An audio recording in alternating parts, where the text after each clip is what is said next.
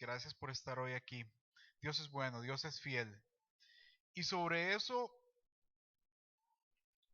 no sé si usted ha notado, pero como iglesia hemos estado reuniéndonos principalmente en momentos de adoración al tema de la fidelidad de Dios.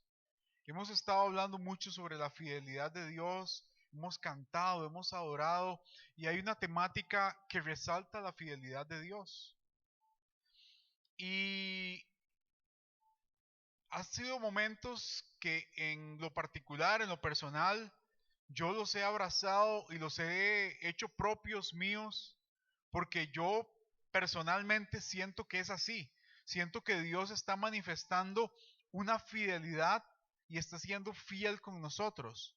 O sea, yo no sé si usted lo ha sentido, pero yo veo que en estos últimos días eso se ha hecho de manifiesto.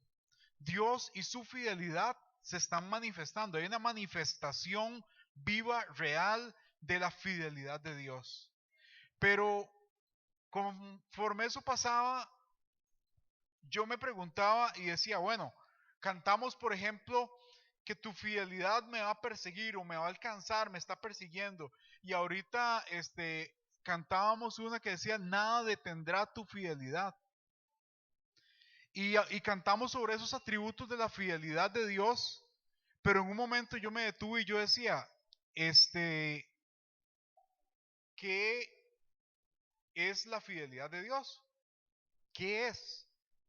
Y empecé a investigar un poquito y eso es lo que yo quiero comentarle. Vamos a aprender un poco acerca de la fidelidad de Dios. Pero como siempre me gusta, quiero que no nos quedemos solamente en qué es, la definición de qué es la fidelidad de Dios, sino qué hay para nosotros y cómo la podemos aplicar en nuestra vida, llevarlo a un plano práctico. Resulta que estudiando sobre esto, me enteré que la fidelidad de Dios, David, y si quieres presentar el primer slide, por favor, viene de una palabra en hebreo que se llama emet. Eh, la palabra emet quiere decir verdad, ¿ok? Esa es la palabra, emet, y quiere decir verdad.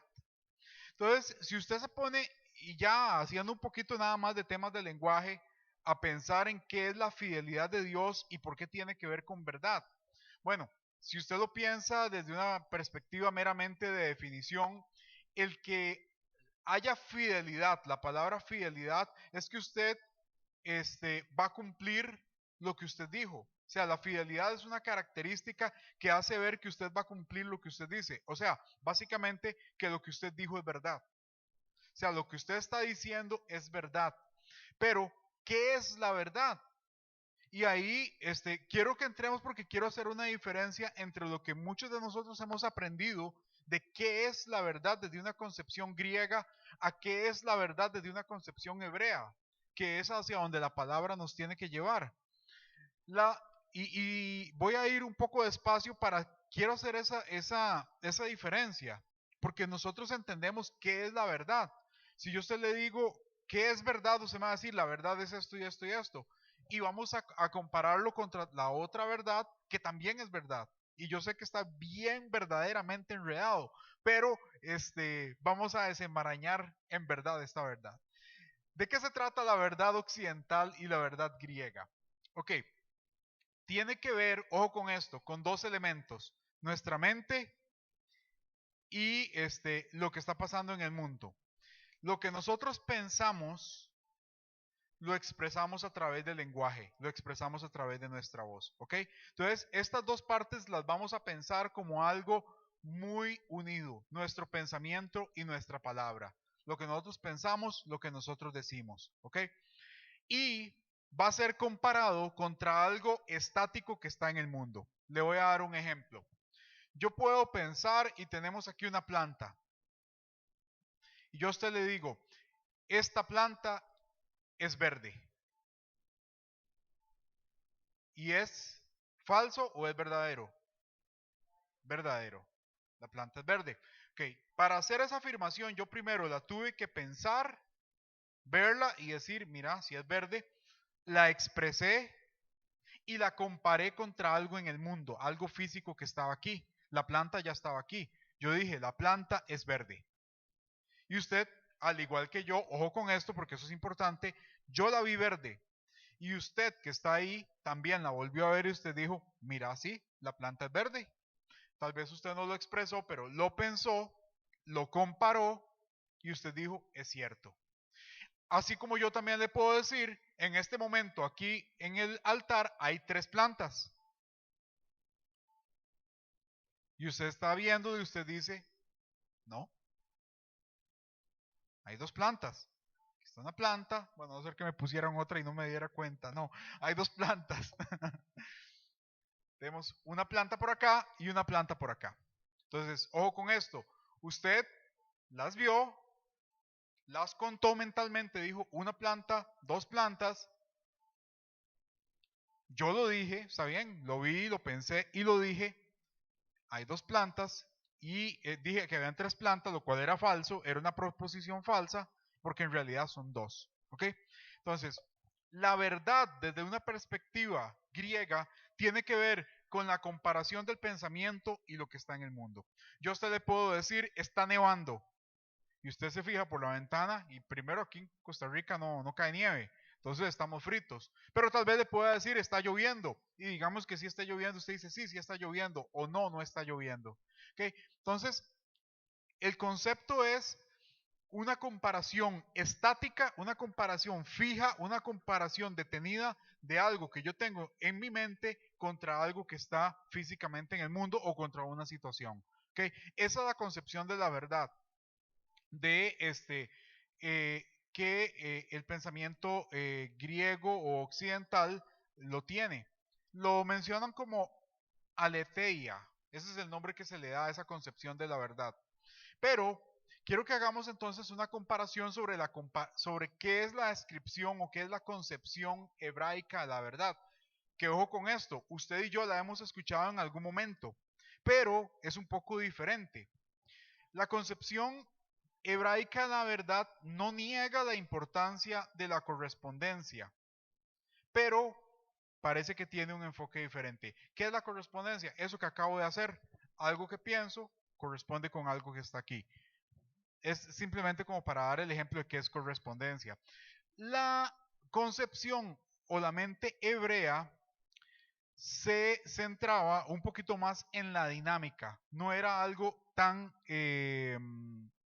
estático, como lo acabo de hacer, comparar un pensamiento contra algo y era estático. En este caso, la mente hebrea se fijaba un poquito más en la dinámica, en el cambio y en la idea de que la verdad implicaba la formación del carácter de la persona y la restauración del mundo. Ojo con esto. Quiero que ponga atención a este concepto. Se creía entonces, desde la perspectiva hebrea, de que la verdad era más dinámica y de que tenía que ver con la formación del carácter de la persona y la restauración del mundo. Ojo con esto, la verdad tiene que ver con la formación del carácter de la persona y la restauración del mundo. Es un poco diferente lo que estamos viendo acá. Es un poco diferente, pero recuerde esta aseveración porque pronto se va a volver un poco más relevante. Ahora, especialmente en la relación con Dios, a quien todos nosotros rendimos cuentas y tenemos una relación, la naturaleza de la verdad se fundamenta en los momentos de decisión de nuestra propia vida. ¿Ok? Vea qué interesante, porque esta frase usted ha escuchado mucho. Ahora sí, este es el momento de la verdad. Usted la ha escuchado en muchas ocasiones. ¿Cuándo se le dicen eso? Vea, es que llegamos a una encrucijada, llegamos a un punto de decisión. Este es el momento definitivo, este es el momento de la verdad. ¿Okay? Entonces, vea qué interesante. Ya no estamos viendo verdad como la definición de algo. Estamos viendo verdad como un momento de decisión. No sé si explico la diferencia. Ya no estamos definiendo verdad como que algo es verdadero o cierto, sino que estamos definiendo verdad como un punto de decisión en nuestra vida. Llamémoslo así, en una encrucijada. Usted va manejando, usted tiene que llegar a un punto, no conoce el camino y el camino se divide derecha e izquierda. Cuando usted llega a ese momento y usted necesita llegar al punto donde usted iba con urgencia, tiene que tomar una decisión. y usted dice, me voy por la izquierda y resulta que era por la derecha. Bueno, ese momento donde usted llega a esa encrucijada, a ese cruce de caminos, ese usted lo puede determinar como el momento de la verdad. Porque en ese momento se dio cuenta que su decisión lo llevaba al camino correcto o lo llevaba al camino incorrecto. Esa definición de verdad es una definición más dinámica y tiene que ver con decisiones que nosotros tomamos en nuestra vida. Usted y yo todos los días tomamos decisiones. Hay unas que están enmarcadas, por ejemplo, dentro de la ley bíblica. Los 10 mandamientos, por ejemplo, no robarás, no dirás falsos testimonio, etcétera. Pero usted y yo nos enfrentamos a esas decisiones todos los días, de una u otra forma. Tal vez usted no se enfrenta entre la decisión de robar. Espero que no. Puede pasar.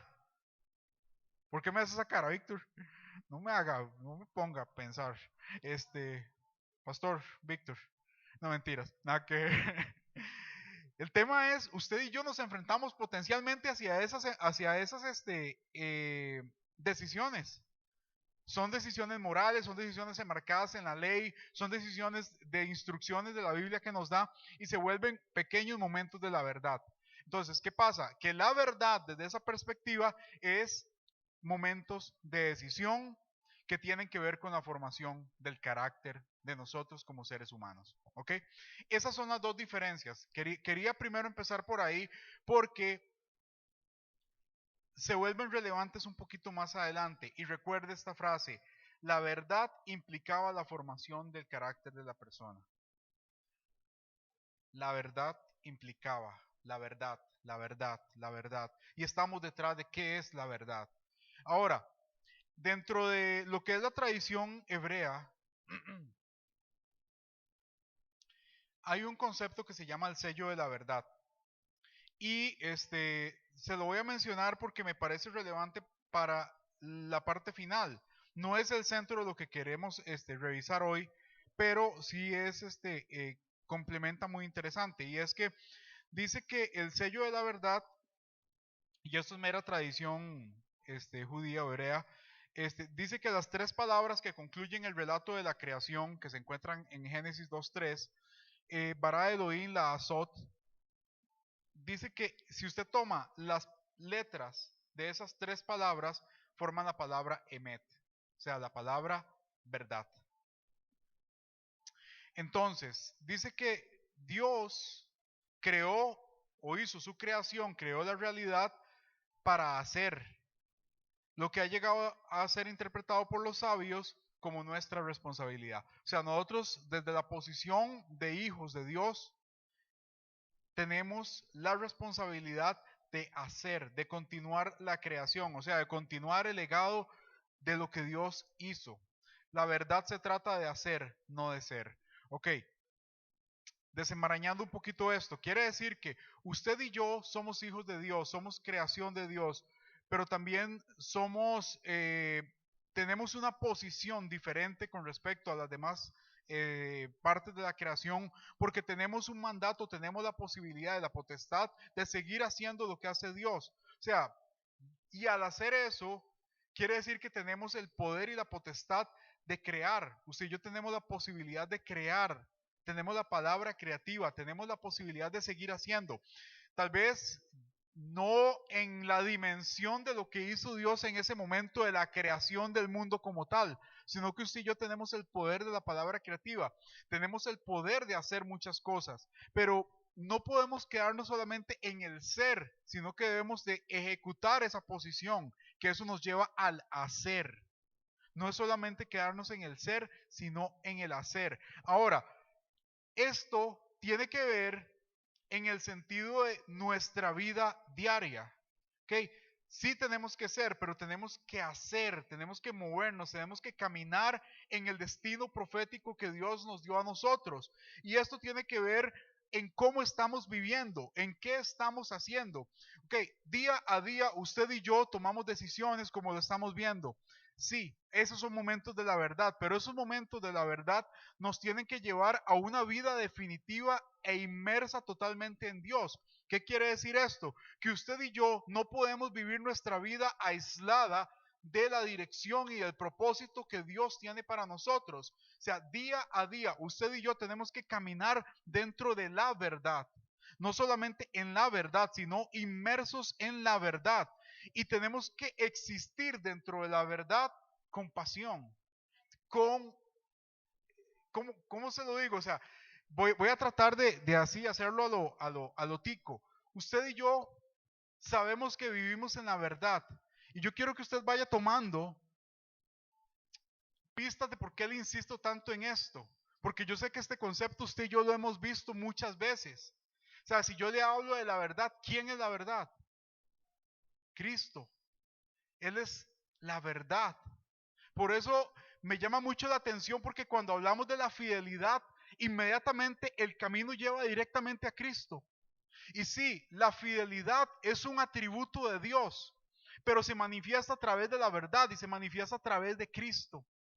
Entonces, si dice que usted y yo debemos de tomar el camino de la verdad y debemos de vivir en verdad, debemos de vivir inmersos en verdad y que toda nuestra vida debe ser vivida en verdad, es porque debemos vivir en Cristo, siguiendo a Cristo como ejemplo, siguiéndolo a Él como nuestro modelo, siguiendo lo que Él hizo como nuestro espejo en el cual queremos reflejarnos. Y aquí la cosa se empieza a complicar cada vez más y más. Y yo le conversaba al pastor y yo le decía que cuando veía esto, era como cuando, a mí una vez me pasó en la casa, había por el piso un poco de humedad y empecé a picar a ver qué era lo que estaba pasando. Y empecé a hacer un huequito ahí para ver por dónde estaba el tubo. Yo decía, debe ser algo chiquitillo, seguro se zafó, seguro aquí. Y entre más escarbaba, más húmedo se ponía. Y entre más escarbaba, empezaba a salir agua. Hasta que adivine qué pasó cuando llegué al tubo. Claro que sí, ya usted también le ha pasado, ¿verdad, varón? Claro. Usted destapa el tubo y lo primero que sale es el bendito chorro de agua. Entonces, ¿qué pasó? Me pasó algo similar. Empecé a ver algo sobre la fidelidad, pero la cosa se empezó a escarbar y a ver y a ver y a ver y llegamos a un punto donde vea que ya descubrimos nuevamente, una vez más, usted y yo juntos, que la verdad es Cristo y que nuestra vida debe ser vivida reflejándonos en Cristo. ¿Por qué? Porque si bien es cierto, la fidelidad de Dios es un atributo que Él tiene, nos guía hacia la verdad. Nos guía a entender de que la fidelidad de Dios, y lo cantamos muchas veces y lo vivimos muchas veces, pero cuando usted vive la fidelidad de Dios y cuando cantamos acerca de la fidelidad de Dios, ¿qué es lo que está pasando en ese momento? Cuando usted dice, Dios ha sido fiel en mi vida. Usted y yo lo estamos viviendo y yo sé que es cierto. Yo sé que usted está viviendo los momentos de fidelidad más grandes que tal vez no ha visto en muchos tiempos. Y si no lo está viviendo, permítame decirlo, que lo va a empezar a vivir. Vienen tiempos, estamos entrando en tiempos de vendimia. Estamos entrando en los tiempos donde el fruto está madurando. Y eso es la manifestación de la fidelidad de Dios también. ¿Por qué? Porque es un proceso que se va a cumplir. Y yo sé que usted lo está viviendo y si no, créame que ya lo va a empezar a vivir. Pero eso es una manifestación de la fidelidad de Dios. ¿Qué quiere decir eso? Que Dios lo ha dicho, que Dios lo ha expresado y que esas expresiones de Dios son verdad y se van a cumplir. Y se van a cumplir. Eso quiere decir que esa característica de la fidelidad de Dios y de que Él es fiel es algo inherente a su personalidad, a cómo es Él, a quién es Él. Si Él es así, no va a cambiar. Si Él es fiel y su fidelidad es una característica de Él, no va a cambiar. Lo que Él ha dicho, lo que Él ha declarado, lo va a cumplir. Lo va a cumplir, iglesia. Se va a mantener. Y eso es lo que hemos estado viendo, lo que hemos estado experimentando como iglesia. Y aún así yo creo que es simplemente el inicio de esas manifestaciones de verdad. Vamos al segundo, David, porfa, porque esto me llamó muchísimo la atención. Esta palabra, y ahí, ay, pastor, se me olvidó, usted me lo explicó y se me olvidó. No era alfabeto, era, no, pero no se le decía alfabeto hebreo, ¿verdad? Aleph Bet. Ah, ve vos. Ve, está bien. Aleph Bet. Yo lo entendía como el alfabeto, pero se llama Aleph Bet, que es alfabeto, la traducción en griego. Ok, perfecto. El conjunto de letras del hebreo, sí, conjunto de letras. Muy interesante esto, porque la palabra emet está formada por tres letras. La primera, la de en medio y la del final. La primera es Aleph, la de medio es Mem y la última es Taf. Es que vuelvo a ver mejor porque la pronunciación que va. Entonces tenemos que la palabra está conformada por tres letras, la primera, la de en medio y la última. Viera qué interesante con esto, porque lo que nos está diciendo esto, y es una representación de que la verdad abarca todas las cosas y perdura desde el principio hasta el final.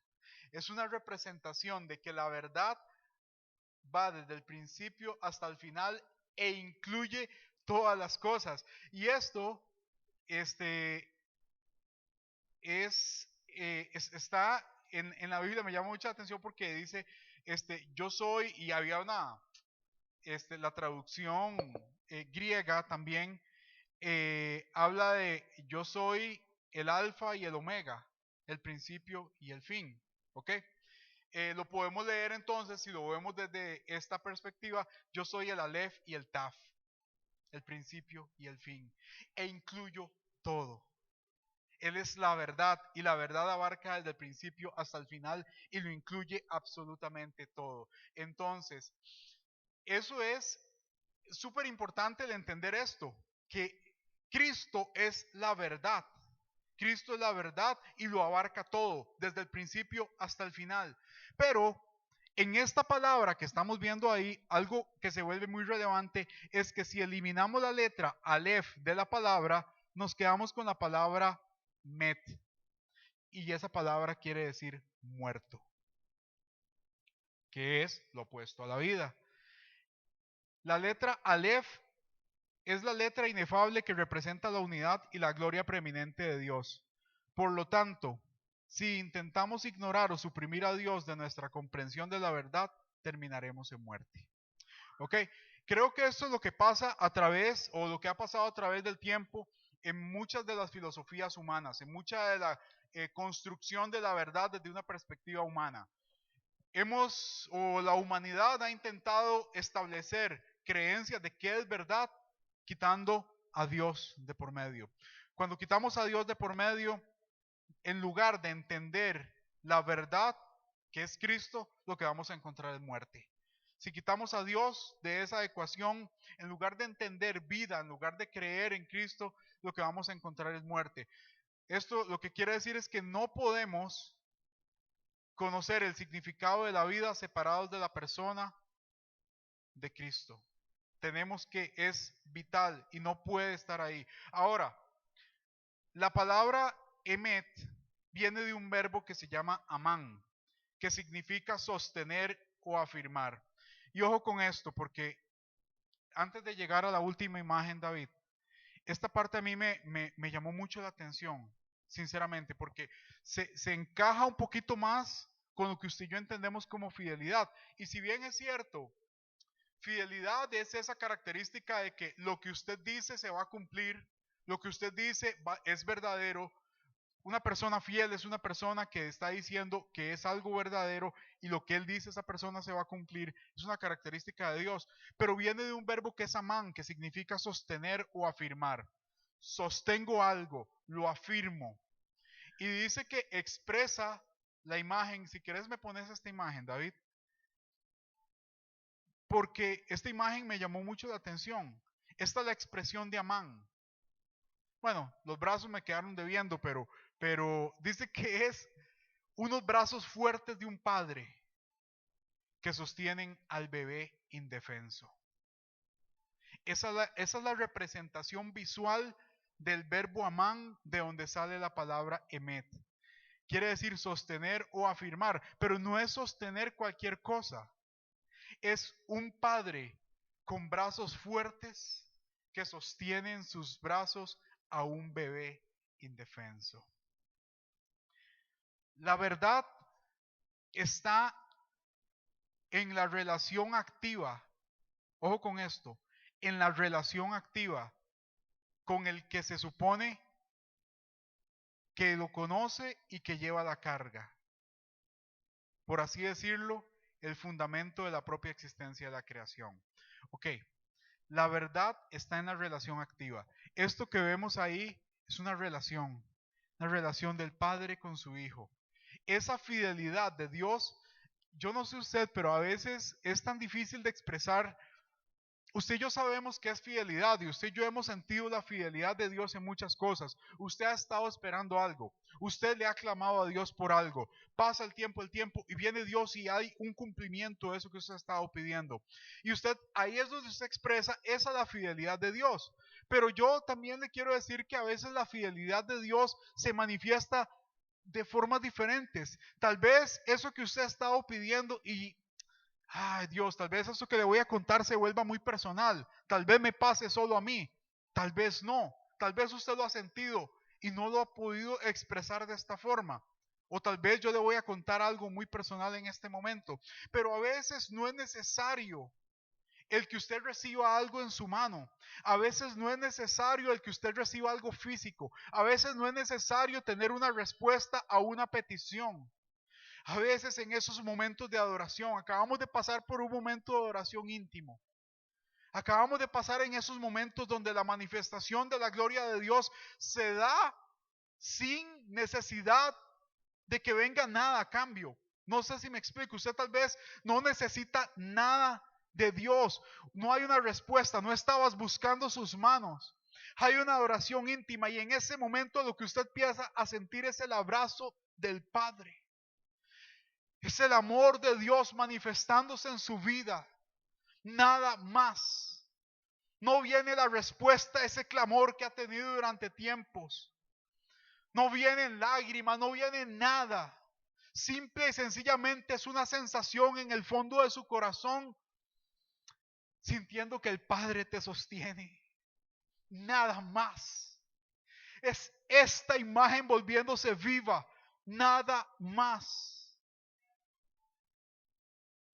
Ese momento es la manifestación de la fidelidad de Dios que te sostiene. Que te está diciendo, aquí estoy, te abrazo, yo te sostengo. Y eso pasa únicamente cuando hay una relación activa. Cuando usted y yo nos decidimos a dejar de buscar las manos de Dios y empezamos a buscar el corazón del Padre. Porque es esto, una manifestación del Padre en nosotros. Y vea qué rico se empieza a volver esto, porque la fidelidad de Dios no es solamente lo que nos pueda dar con sus manos, no es solamente las respuestas al clamor, no es solamente el cumplimiento de promesas, no, la fidelidad de Dios es el saber que Él nos sostiene, es el saber que hay una manifestación de la verdad. O sea, la manifestación de Cristo, de la figura de Cristo en nuestras vidas, que nos lleva a tener una relación activa con Dios y que en medio de esa relación Él se manifiesta abrazándonos, sosteniéndonos, levantándonos. Muchas veces eso es lo que usted y yo necesitamos. Sí, anhelamos muchas cosas. Sí, hay promesas de Dios por cumplir. Yo sé que sí, estoy claro en eso, iglesia. Pero créame que usted y yo lo que debemos anhelar es el abrazo de papá. Es saber que esa fidelidad se manifiesta de esa forma. Porque permítame decirle algo. En el momento en que Dios a usted y a mí nos levante de esta forma, ¿qué nos falta? ¿Qué más necesitamos? ¿Qué más queremos pedir? Si estamos seguros en el abrazo de papá. Entonces, sí, hay manifestaciones día a día de esa fidelidad de Dios en usted y en mí. Y las estamos viviendo, iglesia. Las estamos viviendo. Las estamos viviendo. Y porque las estamos viviendo, le quiero decir algo. Porque a esto en este punto va a ser un punto de inflexión dentro de lo que hoy estamos aprendiendo. Hemos visto y hemos aprendido sobre qué es la verdad y la fidelidad de Dios, y nos lleva hacia un punto que es algo que hemos venido hablando mucho. Y yo no sé, Dios a veces insiste con ciertos temas en casa. Incluso este lunes la profeta nos hablaba sobre esto un poco, y por ahí hemos ido. Pastor nos hablaba sobre poner a Dios de primero en nuestras vidas. Y esto al final de la historia no se puede construir si no entendemos quién es Dios. Y si no entendemos quién es Dios, ¿cómo lo vamos a entender si no tenemos una relación con Dios? Iglesia, nuestra relación con Dios debe ser activada, debe ser viva, debe ser constante. No podemos seguir en esto. Necesitamos realmente tomar una decisión. Nuevamente llegamos a una encrucijada. Nuestro comportamiento debe cambiar, nuestras decisiones deben cambiar. Y el llamado, y hasta ahí llegó la parte bonita, porque el llamado es a que nuestra relación debe reactivarse. Estamos en el mejor momento, pero es ahora, en este mejor momento, donde no podemos dejar ni caer en una relación estática, en una relación muerta. Debemos reavivar nuestra relación con papá. Este es el mejor momento. ¿Por qué? Porque es capaz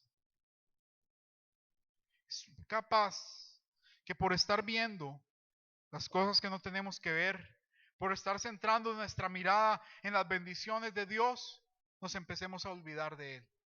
Y eso no puede pasar, iglesia. Vienen tiempos de abundancia y estamos viviéndolos, casa. Los estamos viviendo.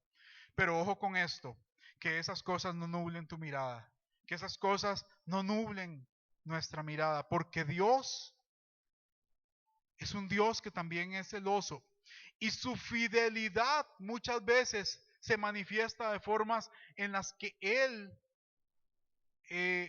o que para nosotros más bien, pueden ser difíciles. Cuando yo terminaba de estudiar esto, de momento Dios me llevaba a otra palabra. Y es otra manifestación de la fidelidad de Dios. Pero ojo con esto, que no solamente es una manifestación de la fidelidad de Dios, porque cuando yo veo cuán fiel es Dios para con nosotros, se vuelve un espejo para mi vida. Y me dice, ¿qué tan fiel eres tú?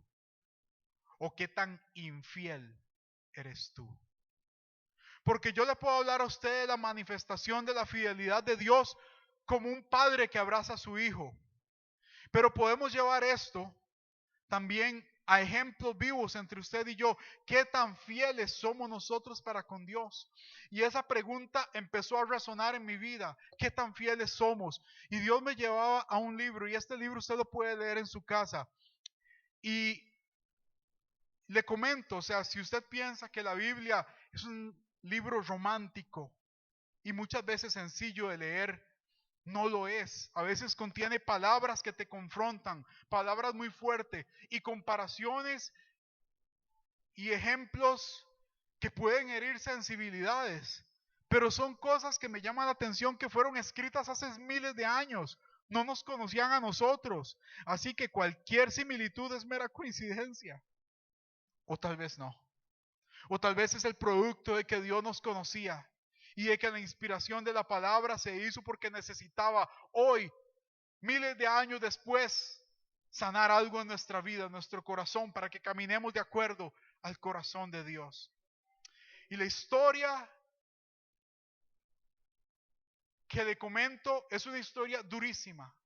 Es la historia del profeta Oseas. Este profeta recibió una instrucción de parte de Dios que si usted y yo la recibiéramos hoy, bueno, los solteros, qué instrucción más dura. Porque cuando yo leo la palabra, y ya vamos a ir un toquecito a esa historia, usted la puede leer, pero si lo que siempre le digo, imagínesela y tráigala a los días de hoy y vívala usted. Dice Oseas capítulo 1, versículo 2, nueva traducción viviente. La esposa y los hijos de Oseas. Cuando el Señor le habló por primera vez a Israel por medio de Oseas, le dijo al profeta, ojo con esto, era la primera vez que Dios usaba a Oseas para hablarle al pueblo de Israel. Era un profeta que iba a hablar por primera vez. Y le dice, ve y cásate con una prostituta, de modo que algunos de los hijos de ella sean concebidos en prostitución.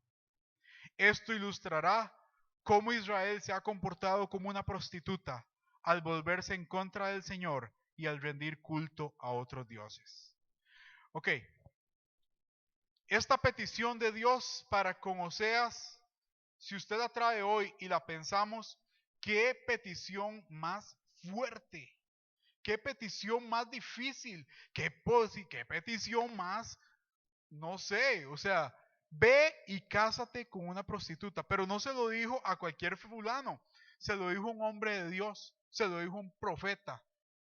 O sea, póngase a pensar así, en los tiempos actuales, en cualquier profeta o predicador o que usted diga que es muy famoso o que quien usted conozca y que de un momento a otro lo vea que va y busca una prostituta, la esposa, y se casa con ella. Y no solo eso, no es solo que se casa, sino que se casa, tiene hijos con ella y ella sigue ejerciendo su profesión. Ella sigue trabajando en eso. Entonces, a nivel personal, para este hombre, esta petición de Dios fue, para mí, perdón, desde mi perspectiva fue muy dura. Pero me llama mucho la atención que el profeta no lo pensó dos veces. Simplemente fue, dice en el verso 3, y buscó una muchacha que se llamaba Gomer y se casó y le dio un hijo.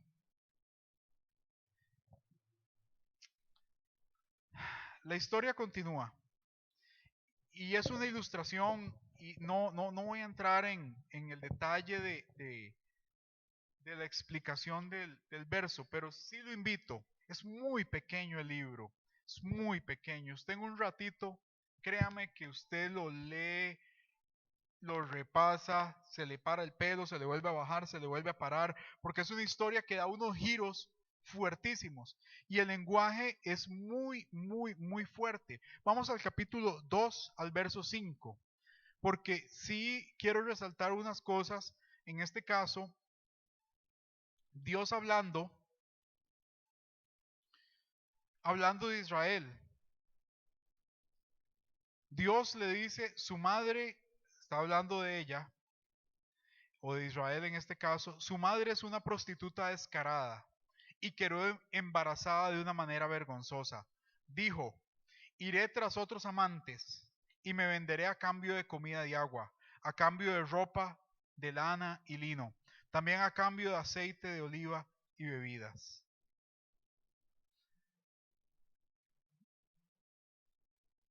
Dice el versículo 8, ella no se da cuenta de que fui yo quien le dio todo lo que tiene, grano, vino nuevo y aceite de oliva.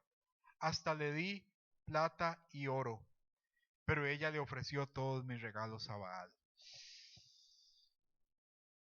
Ese verso 8 y ese verso 5, y él continúa. Y hay expresiones de parte de Dios a través del profeta del comportamiento de esta mujer. Pero también hay una expresión de amor en medio de todo eso. Y es cuando, le voy a resumir la historia, cuando después de que pasa todas las infidelidades y todas las tortas de esta muchacha, el Dios le manda al profeta que vaya, pague un precio por ella, la vuelva a traer a casa y la ame y la vuelva nuevamente su esposa. El verso nos explica, o el libro como tal, es una expresión de la fidelidad de Dios. En un nivel muy claro, en un nivel muy duro, porque nos pone a nosotros, la novia, nos pone a nosotros, la novia como la iglesia, como a veces, muchas veces nos hemos comportado. Y Y esto me lleva a pensar de que cuando cantamos y cuando hablamos acerca de la fidelidad de Dios, tenemos que también ser cuidadosos y reflexivos, porque esa fidelidad de Dios de cierta forma se vuelve un espejo en el cual nosotros debemos reflejarnos y en el cual nosotros también debemos de vernos. La fidelidad de Dios es el abrazo de un Padre amoroso que nos quiere y que nos va a llevar y que nos levanta, que nos cuida, que nos sostiene. Pero también debe ser un reflejo sobre el cual nosotros debemos de, ahora sí, en verdad, tomar decisiones y decir, Dios ha sido fiel conmigo, su fidelidad me alcanza. Ok, perfecto, ¿soy fiel yo para con Dios? ¿En qué nivel podemos entonces medir nuestra fidelidad para con Él? Porque si la fidelidad de Dios es una característica de su personalidad, esa fidelidad también nosotros la poseemos, es decir, es un rasgo de nuestra personalidad. Esa fidelidad para con Dios, ¿en qué grado está? ¿En qué nivel está? Y se refleja nuevamente con diferentes ejemplos que hemos visto. Por ejemplo, ¿tenemos a Dios en el primer lugar de nuestras vidas? ¿O ya lo pasamos al segundo, o al tercero, o al cuarto? ¿O está haciendo fila a dónde? Porque entonces, si queremos ver y queremos sentir esa fidelidad manifestada en nuestras vidas, ¿dónde nosotros estamos manifestando nuestra fidelidad para con Dios? Y yo sé que tal vez el tema no era lo que usted se esperaba. Tal vez no era lo que yo me esperaba, créame que no. Porque yo, cuando hemos cantado estos días, créame que yo soy el primero que siento rico. Créame que yo levanto las manos. Créame que yo lo siento muy bonito y digo, Señor, ha sido fiel. Porque yo he visto las manifestaciones y las estamos viviendo. Las estamos viviendo y yo personalmente las estoy viviendo. Yo siento y vivo las manifestaciones de Dios, no solo en cosas, sino en mi espíritu. Yo siento el abrazo del Padre cada vez que adoramos y yo puedo sentir esa presencia de Dios que está aquí, que nos llena, que nos abraza, que nos conforta, que nos llena de su amor. Esa manifestación de la fidelidad está ahí, pero, a la vez Dios me llevaba y me decía, ¿y está siendo fiel? ¿Dónde está ese nivel tuyo de fidelidad? ¿En qué grado está? Y me enseñaba acerca de la verdad, porque la verdad es el camino que debemos a seguir. Y hoy es un momento, iglesia, nuevamente, donde en estos tiempos de bonanza que están empezando, que estás viviendo, el llamado es el primer lugar es de Dios, únicamente de Dios, y no se comparte con nadie más. No se comparte con nadie más. La búsqueda debe ser en espíritu y en verdad. La búsqueda debe ser sincera. Y debemos de una vez por todas de tomar decisiones. Porque no es posible, iglesia, que estemos viviendo manifestaciones vivas, reales de ese amor y fidelidad de Dios en nosotros y que nosotros sigamos poniendo otros dioses primero. Póngale el nombre que quiera a sus dioses. No es posible, no es posible, no es posible, no es posible. Porque, y con esto termino, y le voy a decir por qué. Porque esta manifestación de la verdad de Dios, esa manifestación de ese atributo de Dios, se dice que hay 13 atributos del Señor enumerados en la Torá, pero hay 2 que están unidos, y esto me llama la atención. Y dice que el Señor es, ahí me perdona la pronunciación, Rab Hesed Bet Emet, abundante en misericordia y en verdad. Es abundante en misericordia y en verdad.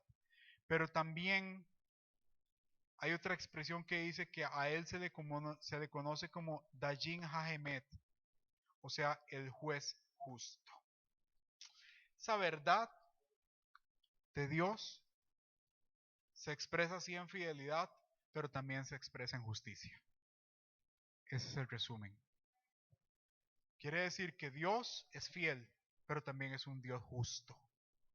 Y la justicia de Dios es una balanza de la cual nadie se puede escapar. Ninguno de nosotros. Así que hoy el llamado es, el primer lugar es de Dios. Sí, el primer lugar es de Dios y únicamente de Él. Que recuerda que también, a como Él es fiel, Él es justo. La fidelidad, lo cantamos. Esa fidelidad, es que ya se me olvida el coro, por Dios. Yo que me quería meter al coro y se me olvida la canción. La fidelidad nos alcanzará, tu fidelidad me alcanzará. Por ahí va, ¿verdad? Por ahí va. Me persigue, tu fidelidad me persigue. Era así. Por ahí va. No, hay que hacer audiciones, está bien. Tu fidelidad me persigue, me persigue, me persigue. Recuerde que cuando cantamos tu fidelidad, puede cambiarlo también por tu justicia. Y ahí sí tal vez piénselo un poquito mejor, pensémoslo un poquito mejor.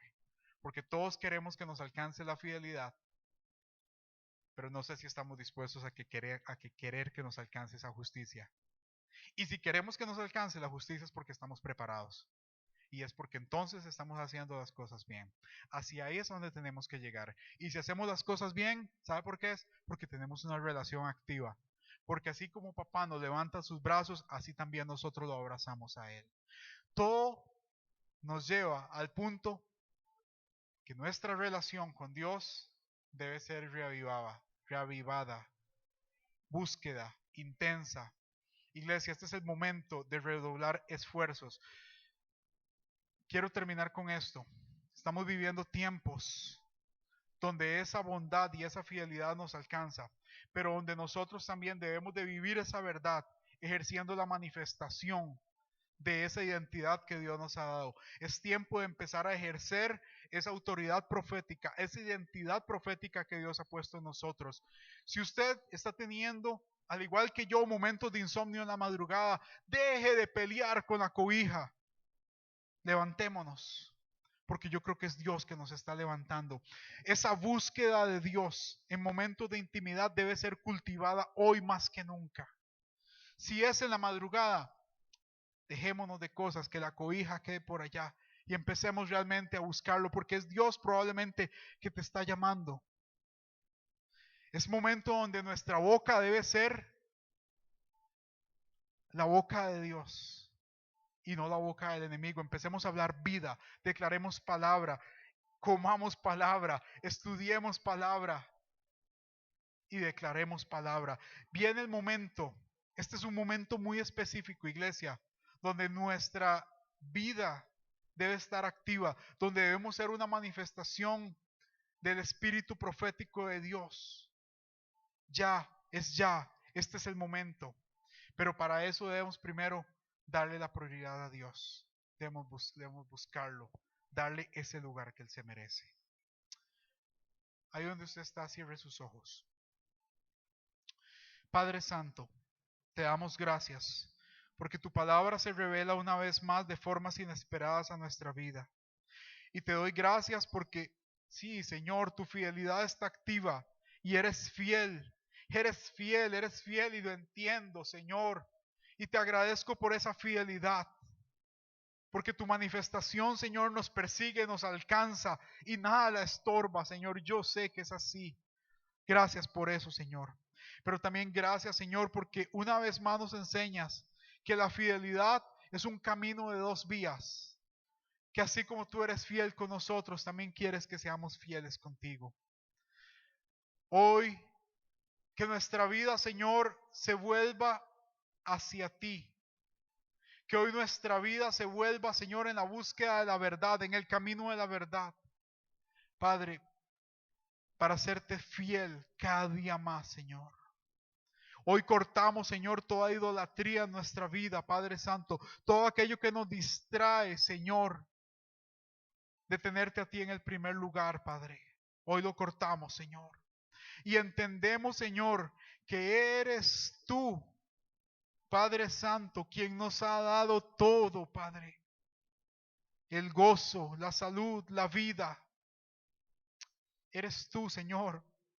Aún el oro y la plata. Aún el oro y la plata, como lo dice el profeta Oseas. Todo eso nos lo has dado. Y a veces no lo entendemos. Y a veces nos olvidamos. Pero hoy nos determinamos, Dios, nuevamente, tomar una decisión, Señor, de darte a ti el primer lugar. De hacer las cosas con excelencia. De hacer las cosas, Señor, por amor, con ganas, Señor. De caminar, Señor, un camino de verdad guiado por el modelo de Jesucristo en nuestras vidas, Señor. Fortalécenos, Señor,